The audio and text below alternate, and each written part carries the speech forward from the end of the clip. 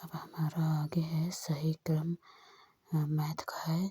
सही क्रम भिन्नों को परिमेय संख्याओं के रूप में पहचानना। वस्तुओं के पूर्ण अंश का परिचय। संख्या रेखा पर भिन्नों को निरूपित करना।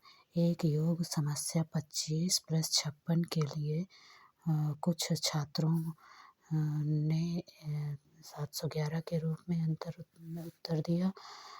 छात्रों की त्रुटि को दूर करने के लिए सबसे उपयुक्त रणनीति है। संख्याओं के समूह को समझने के लिए स्थानीय मान की अवधारणा की व्याख्या करें। यह है सबसे उपयुक्त विधि और गणित की प्रकृति के संदर्भ में सही नहीं है। यह उन चीज़ों के बीच संबंध प्रदर्शित नहीं करता है जिनकी कल्पना केवल मानवीकरण की संस्था के माध्यम से की जा सकती है। और दिया गया प्रश्न अनुपस्थित अंकों को भरें। तो यह है 25 में और रिक्त स्थान है 28 बच्चों का आकलन नहीं करता। ये गलत है। और गणितीय ज्ञान की गुणवत्ता पर ज्यामिति पढ़ाते समय एक शिक्षक विद्यार्थियों को चतुर्भुज की विभिन्न आकृतियों और ज्यामिति से संबंधित उनके गुणों से परिचित कराता है। वैन हेल के अनुसार विद्यार्थी विश्लेषण स्तर पर होते हैं। और एक बच्चे ने गणित के बुनियादी कौशलों को सीखा। जब भी एक स्टेशनरी स्टोर पर जाता है तो उन्हें का उपयोग करता है। इस मामले में वह गणित के सामाजिक पहलू का उपयोग कर रहा है।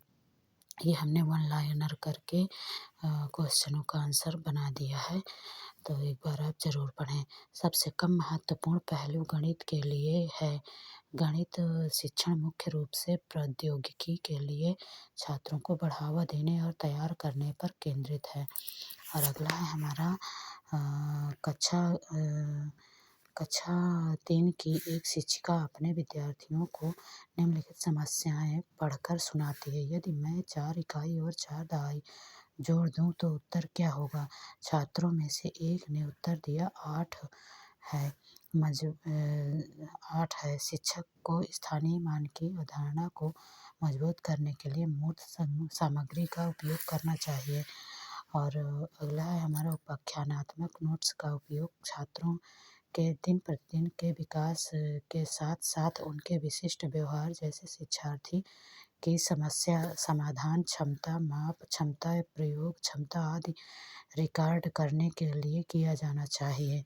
राष्ट्रीय पाठ्यचर्या रूपरेखा 2005 के अनुसार गणित में समस्या समाधान के संदर्भ में निम्नलिखित में से महत्वपूर्ण है। समस्या समाधान के लिए दिए जाने वाला कार्य का प्रमाणिक होना आवश्यक है। कक्षा 2 की गणित की कक्षा में सिया छात्रों के साथ निम्नलिखित संदर्भ साझा करके एक अवधारणा का परिचय देती है। बेंच पर 5 पेंसिलें थीं और कुर्सी पर 2 पेंसिलें थीं। कुल मिलाकर कितनी पेंसिलें हैं? बच्चे समूहन के रूप में योग की समझ विकसित करेंगे। और प्राथमिक कक्षाओं में गणित सीखते समय छात्रों की असावधानी का एक वैध कारण निम्नलिखित में से किसे माना जा सकता है? तो शिक्षक केंद्रित कक्षा और रटंत्र उन्मुख कक्षा। एक सपाट जगह जो सभी दिशाओं में निश्चित रूप से बड़ी है वह समतल कहलाती है। और आगे हमारे क्वेश्चन है। ये 1 किलोग्राम बराबर 1000 ग्राम। तो ऐसे करके इसको निकाल लिया जाएगा। और ये 45.8 kg आ जाएगा। ये आगे के सवाल दिए हुए थे जो इस प्रकार हैं। इस प्रकार हल करके निकाल लें।